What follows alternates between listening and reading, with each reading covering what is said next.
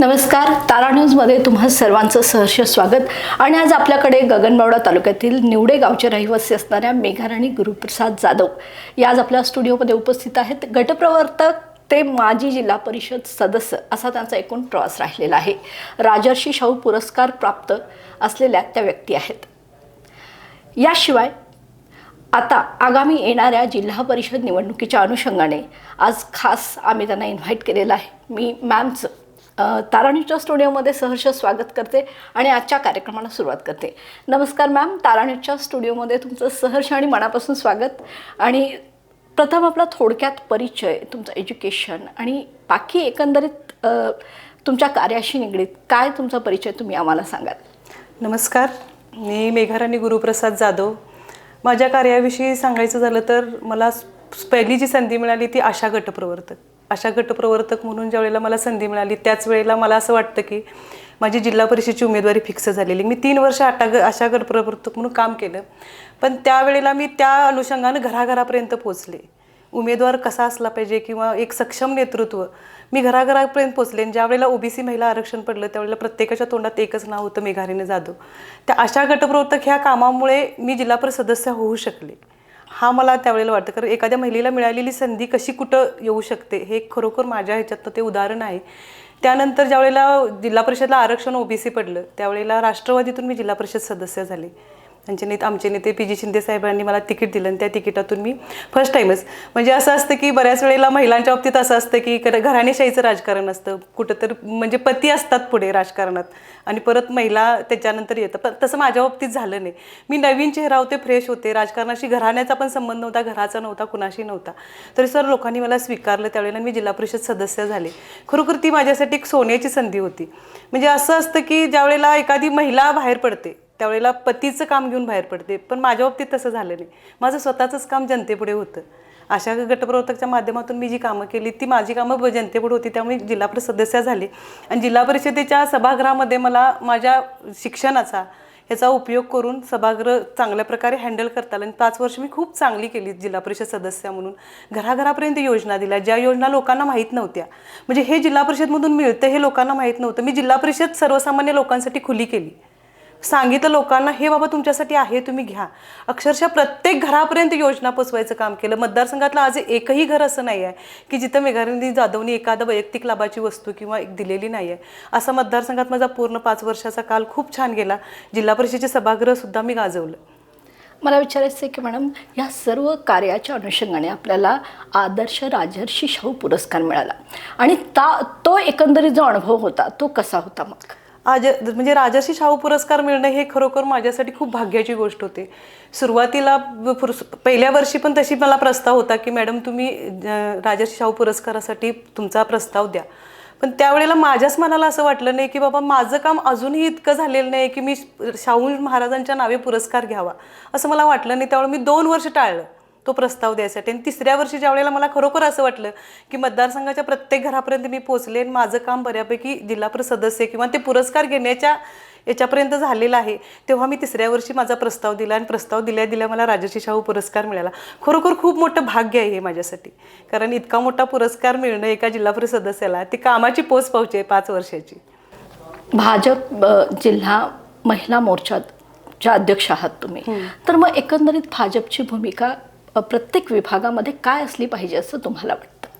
आता सध्या घडीला भाजप म्हणून आम्ही स्वबळावर सुद्धा लढू शकतो.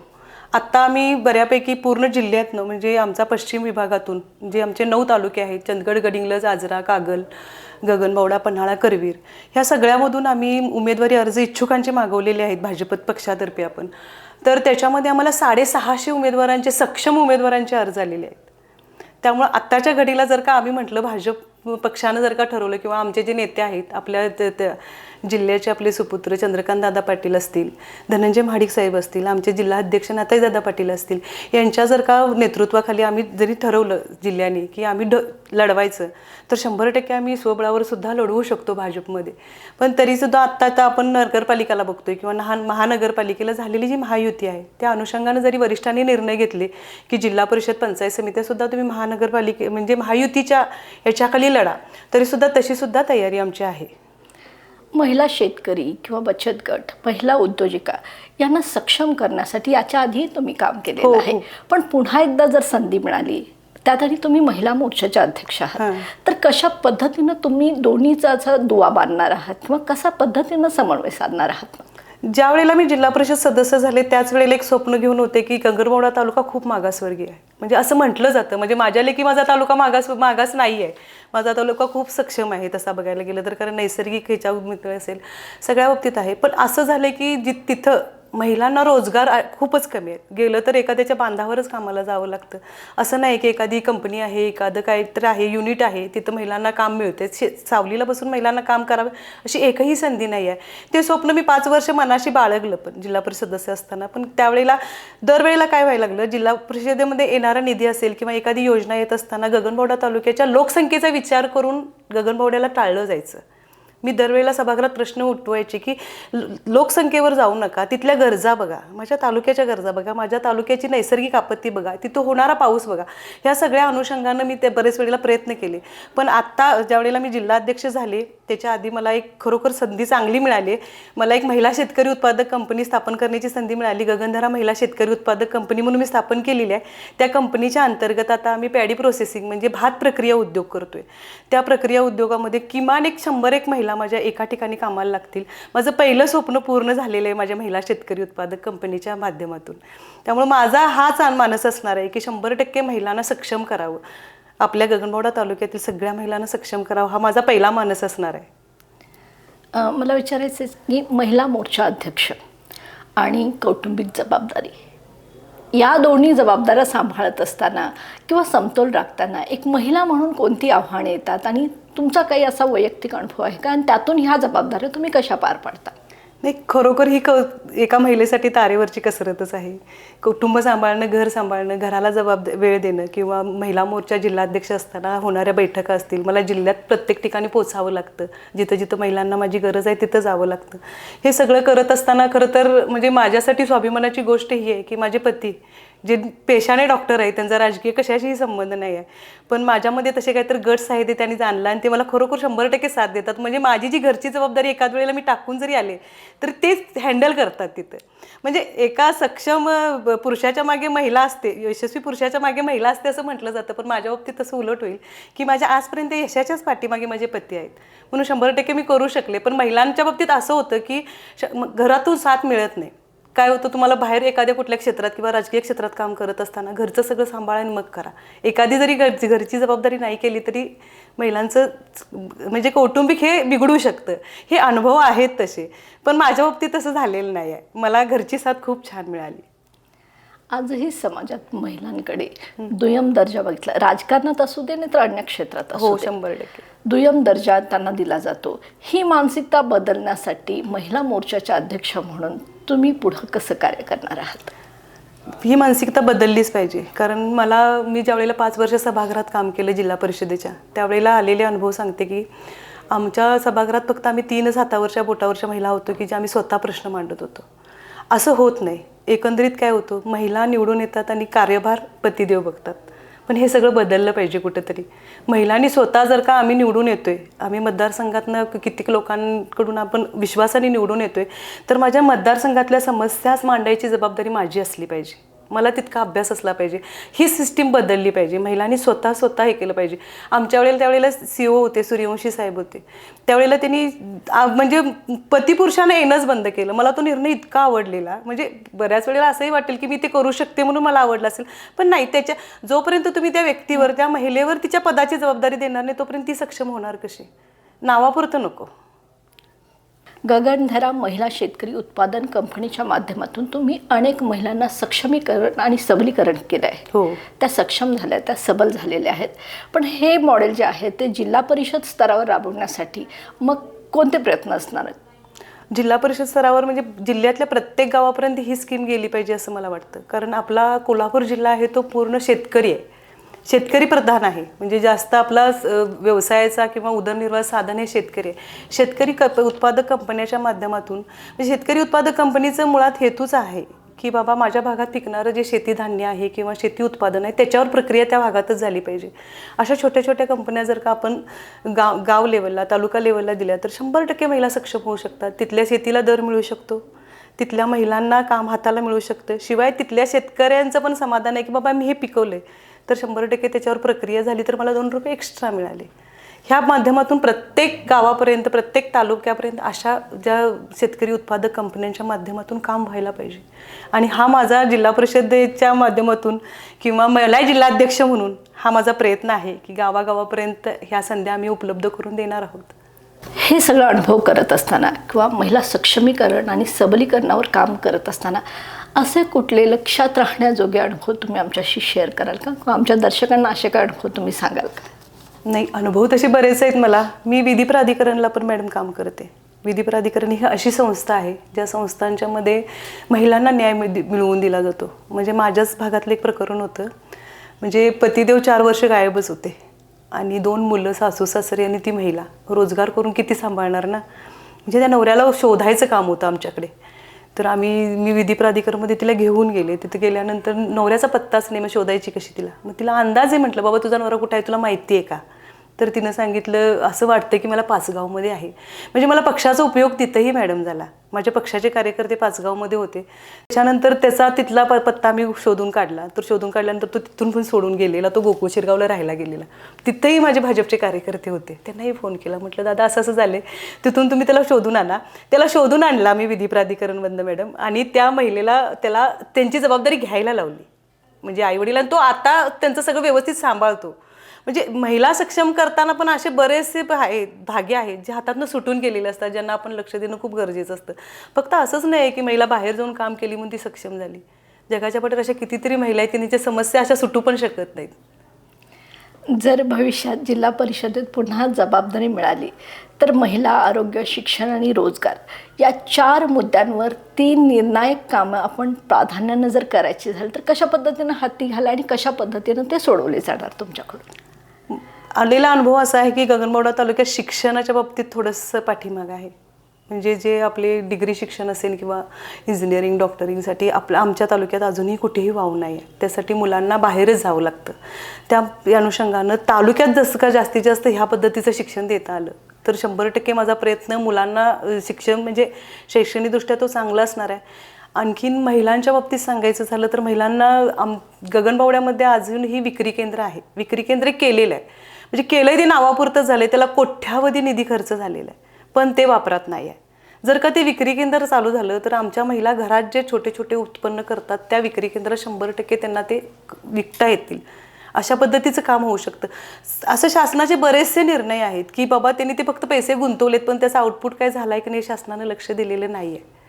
त्या माध्यमातून आपण महिलांना जास्तीत जास्त हाताला कसा रोजगार देता येईल. युवक जे आम्हाला तुम्हाला मगाशी म्हटलं की आज एकही MIDC नाही आहे, एकही छोटा कारखाना नाही आहे. आमच्या पोरांना जीव मुठीत घालून गगनबावड्यातनं कोल्हापूरलाच रोजगाराला यावं लागतं, नाहीतर शेती करायची. हे 2च पर्याय आहेत. जर का तिथल्या तिथे एखादी मिनी MIDC गगनबावडा तालुक्यात स्थापन झाली तर कितीतरी मुलांच्या हाताला रोजगार मिळू शकतात. मग आता आजच्या राजकारणात महिलांकडून सगळ्यांनाच मोठ्या अपेक्षा आहेत. हो. आणि महिला मोर्चाच्या अध्यक्षा म्हणून तुम्ही तिथं काम करताय. तर मला विचारायचं की ज्या समस्या तुम्ही आता युवकांच्याबद्दल सांगितला किंवा युवतींच्याबद्दल सांगितला तर मग कशा पद्धतीनं प्राधान्यानं लक्ष देऊन काय तिथं नेमका गरजा आहेत आणि त्या कशा पूर्ण करू शकता तुम्ही? तालुक्यामध्ये आता बऱ्यापैकी मी तुम्हाला आत्ता म्हटलंच ना की एखादी MIDC झाली तर खूप बरं होईल. मुलींचंही तीच समस्या आहे. मुलींना जरी नाही आम्ही कुठेही जॉब करू मुलींना पाठवून देऊ शकत, कारण गगनबावड्यापासूनचं कोल्हापूरचं अंतर बघितलं तर 30 किलोमीटरचं आहे. STनं रोजचं येणं जाणं शक्य नाही आणि एका मुलीनं प्रवास करणंही शक्य नाही. तिथं स्थानिकलाच रोजगार करायचं झालं तर मला 100% चंद्रकांत दादांची मदत घ्यावी लागेल याच्यामध्ये. चंद्रकांत दादा 100% मला मदत करतील याची मला खात्री आहे. चंद्रकांत दादांची असेल, आमचे खासदार साहेब मुन्ना माडिक साहेब असतील, धनंजय माडिक साहेब यांच्या मदतीनं 100% माझा प्रयत्न आहे. मी त्यांच्या कानावरही तसं घातलेलं आहे. म्हणजे धनंजय माडिक साहेबांनी आम्हाला तशा पद्धतीने ग्रीन सिग्नलही दिलेले आहेत की 100% आम्ही तुम्हाला एखादी मिनी MIDC किंवा हे करून देतोय गगनबावडा तालुक्यात म्हणून. भाजपमध्ये तुम्ही 2016 काम करताय तर या संघटनात्मक कामाचा जिल्हा परिषद निवडणुकीत कसा फायदा होईल असं तुम्हाला वाटतं? आणि जो पुरस्कार तुम्हाला मिळालेला आहे तो एक आठवणीचा, एक चांगली मेमरीज तुमच्याकडे राहिलेली आहे, तर त्याबद्दलही आमच्या दर्शकांशी तुम्ही ती गोष्ट शेअर करा. 2016ला माझा भाजपचा प्रवेश एक खरोखर एक अचानकच झालेला विषय होता. म्हणजे आमचे नेते PG शिंदे साहेबांनी भाजपमध्ये प्रवेश केला आणि त्यावेळेला मी जिल्हा परिषद सदस्य होते. माझ्यासाठी राजकारणच मुळात नवीन होतं, मी जिल्हा परिषद सदस्य म्हणूनच नवीन होते.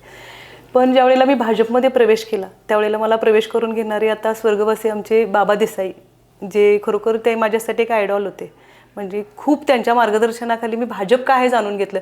म्हणजे आत्तापर्यंत खूप असं नाही आहे की बाबा 30-30 वर्ष भाजपमध्ये काम केलं. मी माझं भाजपमध्ये काम करण्याची 10च वर्ष झालीत, पण माझी सुरुवातच बाबा देसाईंच्या मार्गदर्शनाखाली झाली. त्यामुळे त्यांनी भाजप काय आहे, तिथं संघटन कसं चालतं, भाजपचे विचार काय आहेत, भाजपचे नियम काय आहेत, हे सगळं अक्षरशः मला व्यवस्थित समजावून सांगितल्यामुळे त्या पद्धतीने मी काम करू शकले.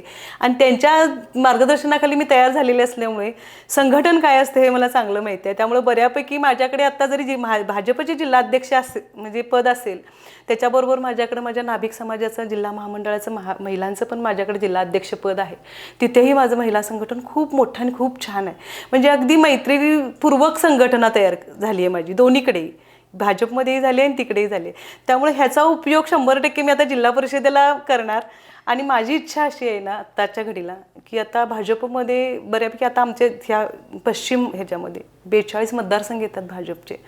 आपले जिल्हा परिषदेचे 42 मतदारसंघ येतात. 42मध्ये आपल्याला 22 महिला आरक्षण आहे. म्हणजे 50%पेक्षा जास्त आम्ही आहे आमच्या पश्चिम कोल्हापूरमध्ये.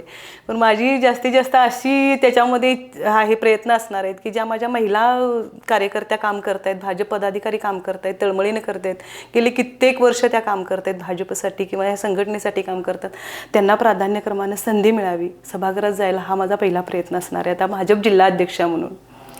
तिसंगी मतदारसंघ जो आहे त्यांच्याशी संपर्क होत असेल किंवा आजही तो विश्वास टिकून आहे, एखादी आठवण त्याबद्दल सांगाल का मग? हो आहे मॅडम. म्हणजे कसं होतं, जनरली जिल्हा परिषद सदस्य खुर्चीला मान असतो. माझी 5 वर्ष संपून आता 17ला माझी जिल्हा परिषद संपलेली आहे. पण आजही एखादा शासकीय कृषीचा कार्यक्रम असेल किंवा शाळेतील कार्यक्रम असतील तर आजही मला जिल्हा परिषद सदस्याच्या मानानं त्या कार्यक्रमाला बोलवलं जातं, तितकाच तो मान दिला जातो. म्हणजे मी आजही त्या सिस्टीमच्या सगळ्यांच्या क्लोजमध्ये आज मी घराघरापर्यंत पोचलेले आहे. महिलांचं माझं प्रभाग संघाचं काम, जे बचत गटात आपण उमेदच्या अंतर्गत काम करत होते, प्रभाग संघाचं काम पण माझं खूप मोठं आहे. म्हणजे जास्तीत जास्त महिलांनी बचत गटात यावं. मधल्या काळात आपण फायनान्समध्ये अडकलेल्या बऱ्याच महिला बघितल्या मॅडम आपण, पण मी माझ्या 100% गगनबावडा तालुका फायनान्स मुक्त केला आहे.